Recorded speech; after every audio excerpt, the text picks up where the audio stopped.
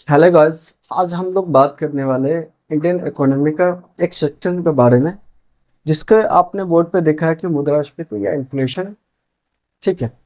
इस टॉपिक का थोड़ा सा हम बेसिक जानें। उसके बाद हम बात करेंगे कि मुद्रास्फीति और महंगाई में क्या अंतर है। बहुत से बच्चे मुद्रास्फीति और महंगाई को सेम ही समझ लेते, मगर इसमें थोड़ा सा बारीकी अंतर है, जो आज हम इस वीडियो के माध्यम से समझने का प्रयास करेंगे। सबसे पहले कोई चीज हम पढ़ते हैं, उसका क्या है। ठीक है। डिफिनेशन पढ़ते हैं होता क्या है। उसके बाद पढ़ते हैं कि इसके प्रकार कितने होते हैं और इसकी गणना कैसी की जाती है, और एक मुद्रास्फीति का अन्य क्षेत्रों पर प्रभाव क्या पड़ता हो। तो ये चार चीज को ध्यान में रखिएगा और यहाँ नोट भी कर सकते हैं आप। सबसे पहले हम लोग जानेंगे कि मुद्रास्फीति होता क्या है। ठीक है। इसका अगर डिफिनेशन की बात करें तो वह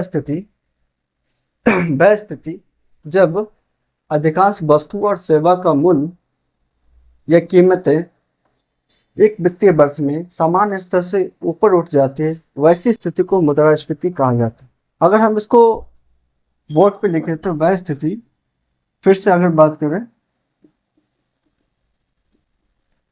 जब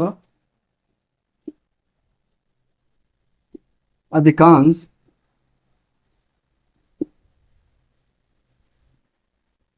वस्तु और सेवा की कीमतें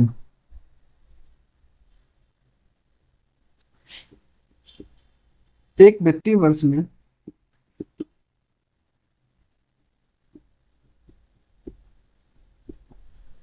समान स्तर से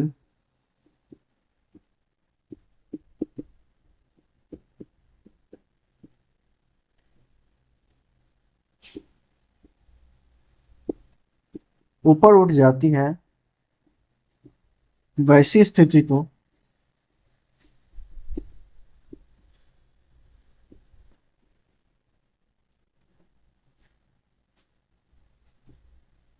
मुद्रास्फीति कहते हैं।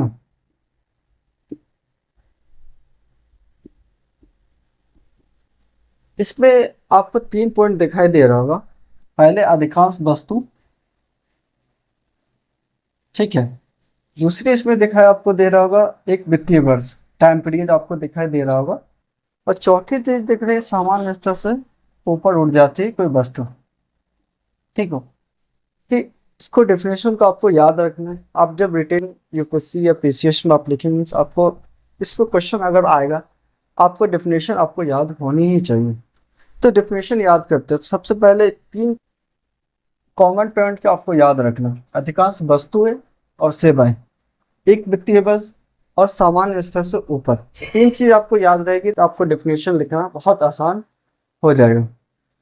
तो आप याद करते हैं वह स्थिति जब अधिकांश वस्तुओं और सेवाओं की कीमतें एक वित्तीय वर्ष के दौरान समान स्तर से ऊपर उठ जाती है, वैसी स्थिति को मुद्रास्फीति कहा जाता है। तो आपको डेफिनेशन आपको याद हो गया होगा, मुझे उम्मीद है। अब इसको एग्जाम्पल के तहत मुद्रास्फीति को थोड़ा सा और समझने का प्रयास करते हैं। तो मुद्रास्फीति को हम एग्जाम्पल के तहत अब समझने का प्रयास करेंगे। आप अपने माइंड में एक इमेज बना सकते हैं, जैसे मैं बोलूँगा और से इमेज आप बना सकते हैं, जिसको आपको समझना आसान हो जाएगा। जैसे आप मार्केट जाते हैं तो मार्केट जाते हैं तो आप जैसे आप मार्केट के लिए निकलते हैं तो मम्मी पीछे से आवाज़ देती है कि बेटा मार्केट जा रहे हो तो सब्जी या राशन लेते हैं हम। तो अब जब मार्केट निकलते बाइक निकालते अपनी, और सामान्यतः आप जब बाहर निकलते पेट्रोल चेक करते हैं कि पेट्रोल मेरे गाड़ी पे है या नहीं। तो आपको पता चलता है कि पेट्रोल मेरी खत्म हो चुकी है या कम है। तो आप पेट्रोल पंप पे जाते हैं, पेट्रोल भराते हैं, तो वहाँ पेट्रोल वाले ने बोलता है कि भैया पेट्रोल 100 रुपये होगी। तो आपको ये पता चलता है कि पेट्रोल जो हम पहले 80-90 में खरीदा करते थे वो 100 रुपये होगी। फिर वहाँ से आपको निकलने के बाद राशन दुकान पे जाते हैं, वहाँ पे आप सारी चीज़ों जैसे चावल दाल या सब्जी दुकान पे जाते हैं तो बहुत सारी सब्जी का रेट आप जब पूछते हैं तो आपको ये एक अंदाज़ा मिल जाता है कि कि बहुत सारी चीज़ का दाम क्या होगा जो पहले के मुकाबले क्या होगा, बढ़ गई। तो आप एक अनुमान लगाते हैं कि मार्केट में क्या होगा, सामान महंगे होगी, बहुत चीज़ों का सामान क्या हो गया, महंगा हो गया। तब आपको एक अनुमान लग जाता है कि मार्केट में जो सारे चीज़ों का दाम क्या हो गया, एक पहले के मुकाबले सामान्य स्तर से क्या हो गया, अधिकांश वस्तु और सेवा का मूल्य क्या हो गया, बढ़ गया। तो उसी को क्या कहते हैं, मुद्रास्फीति कहा जाता है। जनरल भाषा में समझे तो उसे कहते हैं, एग्जाम्पल कहते हैं। और एक और चीज हम बोले थे कि महंगाई और मुद्रास्फीति में क्या अंतर है, कॉमन सा अंतर है। थोड़ा सा एग्जाम्पल के तहत समझेंगे तो इसको आसानी से हम लोग समझ सकते हैं कि महंगाई और मुद्रास्फीति में क्या अंतर है। बहुत लोग इसको तो सेम ही मानते, महंगाई इक्वल टू इन्फ्लेशन कह देते हैं, मगर ऐसा होता नहीं। इसमें थोड़ा सा अंतर है जिसको हम समझेंगे। महंगाई होता है क्या, जैसे आप स्टूडेंट लाइफ जीते हैं तो आपको पता है कि सब्जी खरीदना होता है और सारी चीज़ें खरीदनी पड़ती है। तो जैसे आप सब्जी दुकान पे जाते हैं तो आपको पता चलता है कि जो सारी सब्जी के मुकाबले क्या होता है, टमाटर का रेट बढ़ गया, 80-90 रुपये हो गया। तो आप क्या कहते हैं कि सब कुछ सस्ता, बस टमाटर महंगा है। तो वहाँ पर उसको बोल गए थे टमाटर क्या महंगा है। आफ्टर हम यूज करते हैं कि टमाटर बहुत महंगा है। उसी को क्या कहते हैं, जब एक दो चीज़ की मार्केट में रेट उसका सामान्य स्तर से ऊपर उठ जाता है, उसको हम महंगाई कहते हैं। जैसा कि पहले हम बताया कि मुद्रास्फीति क्या, जब अधिकांश वस्तु और सेवाओं का मूल्य एक वित्तीय वर्ष में समान स्तर से ऊपर उठ जाती है, वैसी स्थितियों को क्या कहते हैं, मुद्रास्फीति कहते हैं।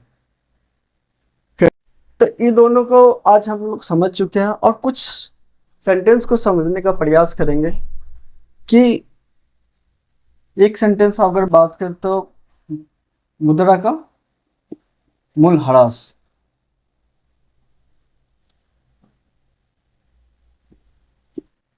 ह्रास क्या होता है, ठीक है।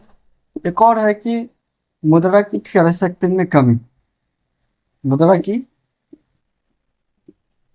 क्रय शक्ति में कमी।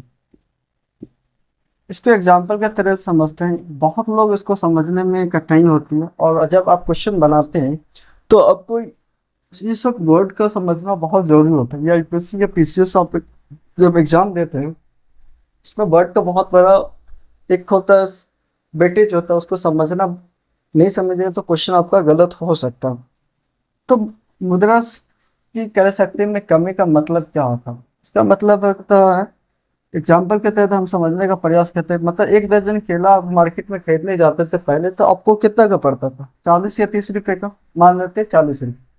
जब वही केला एक दर्जन आप मार्केट में खरीदने जाते हैं, आपको कितने का पड़ता है, 70 या 60 रुपये, मान लेते 70 रुपये।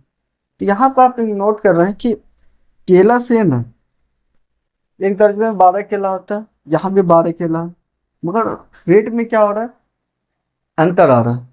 इसमें 40 रुपये में पहले खरीदते तो अब 70 हो रहा है, तो मुद्रा की क्या गिरावट हो रही है, ठीक है। तो वही चीज को खरीदने में हम क्या कर रहे हैं, ज्यादा पैसा पे करना पड़ रहा है। उसी को क्या कहते हैं, मुद्रा की क्रय शक्ति में कमी।